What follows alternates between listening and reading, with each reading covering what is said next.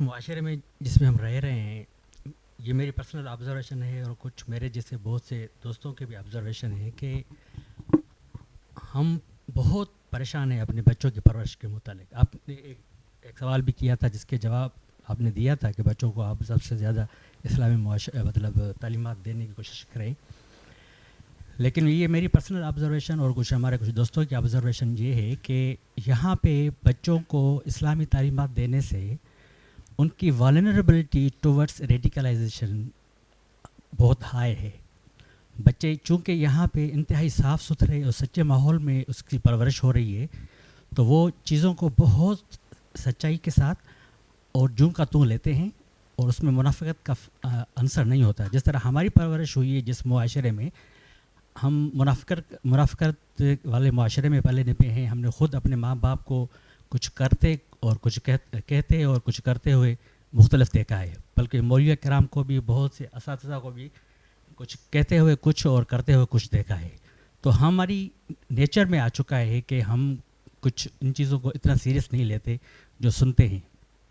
یا اسلامی تعلیمات جو کہ آج لیکچر ہوا ہے اس کا اثر شاید ہم پہ اتنا زیادہ نہ ہو، اگرچہ یہاں کا گرون اپ بچہ ہو اس پہ بہت زیادہ ہوگا. اور یہ میں نے آبزرو کیا ہے اپنے بچوں کے حوالے سے. میں اپنی ایک ایکسپیرینس بتا رہا ہوں کہ میں نے جب بچوں کو جنت اور دوزخ کا تصور بتایا تو ان کی نفسیاتی کیفیت بہت پریشان کن ہو گئی. اور اس کے بعد جب اس کو یہ بتایا گیا، ہماری ایک جہاں پہ وہ لیسن لینا جاتی ہیں، ایک عالمہ ہیں، انہوں نے بتایا کہ میوزک سننا جو ہے اور میوزک ڈانس کرنا اور یہ اس طرح کی چیزیں جو ہے نا کرنا حرام ہیں.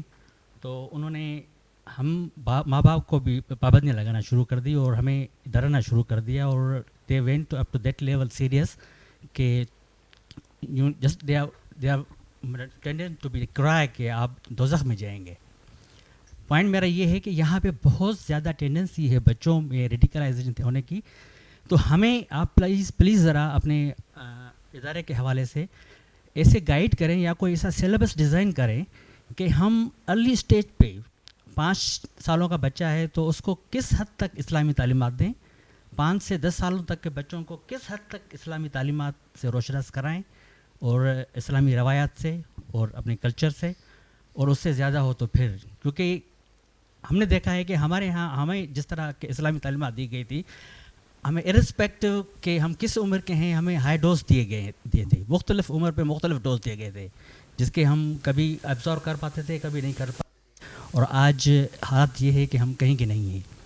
آپ ذرا پلیز ہمیں گائیڈ کریں گے کہ آپ کچھ کر سکتے ہیں اس حوالے سے مجموعی طور پر ان پاکستانیوں کے لیے جو باہر رہتے ہیں اور ان مسلمانوں کے لیے جو باہر رہتے ہیں اور بچوں کے متعلق پریشان ہیں کہ ان بچوں کو وہ اسلامی تعلیمات بھی دینا چاہتے ہیں، مسلمان بھی دیکھنا چاہتے ہیں اور اچھا پروفیشنل اور کامیاب انسان بھی دیکھنا چاہتے ہیں.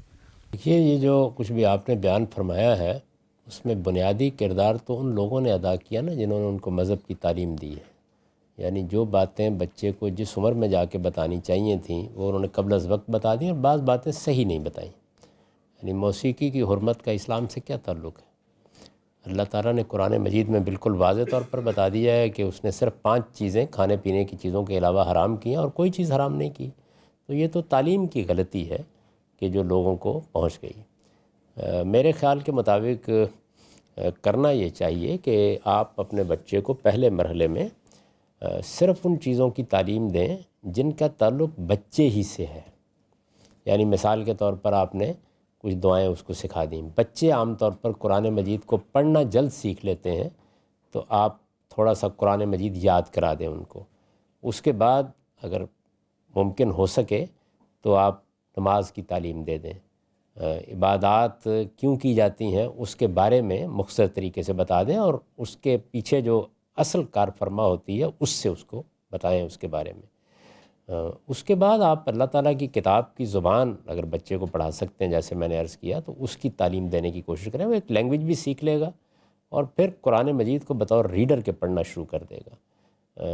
میں تو پاکستان میں بھی یہی تجویز کرتا ہوں، یہاں بھی یہی ہے. جو اب اس طرح کے اساتذہ مقرر کریں گے کہ جو پہلے ہی مرحلے میں موت کا منظر، مرنے کے بعد کیا ہوگا قسم کی چیزیں پڑھائیں گے، تو اس کا نتیجہ تو یہی نکلے گا جو اس وقت نکل رہا ہے. میری گزارش یہ ہے کہ یہ ایک ضرورت ہے، بڑی ضرورت ہے. ہم بھی اس کو سامنے رکھے ہوئے ہیں. تاہم جو بچے ذرا اس عمر کو پہنچ گئے ہیں جو اب باقاعدہ کسی چیز کو علمی طریقے سے سمجھ سکتے ہیں، یعنی انہوں نے کوئی 8-10 سال کی تعلیم پالی ہے، تو ان کو آپ ہمارا نصاب پڑھا سکتے ہیں۔ وہ ہم نے 3 سٹیجز میں اس کو مرتب کر دیا ہے۔ بالکل پہلی اسٹیج پر آپ پورے کے پورے دین کو مختصر طریقے سے جان لیتے ہیں، اگلی اسٹیج میں آپ اس کو ذرا تفصیلی دلائل کے ساتھ سمجھ لیتے ہیں، اور تیسری اسٹیج میں آپ کمپیریٹیولی دیکھ لیتے ہیں کہ جو اختلافات ہیں وہ کیوں ہیں، مختلف تعبیریں کیوں ہیں۔ تو آپ اس نصاب سے فائدہ اٹھانا چاہیں تو ضرور اٹھائیں۔ تاہم بچوں کے لیے میرے خیال کے مطابق ابھی مزید کام کرنے کی ضرورت ہے کہ ان کو ایک تدریج کے ساتھ یہ سب چیزیں بتائی جائیں۔ اس کا تجربہ مجھے بھی ہوا کہ بعض اساتذہ پہلے ہی مرحلے میں آ کے پہلا کام تو یہی کرتے ہیں کہ چولہے میں جلتی آگ اور جہنم کی آگ دونوں سے بچے کو متعارف کرا دیتے ہیں۔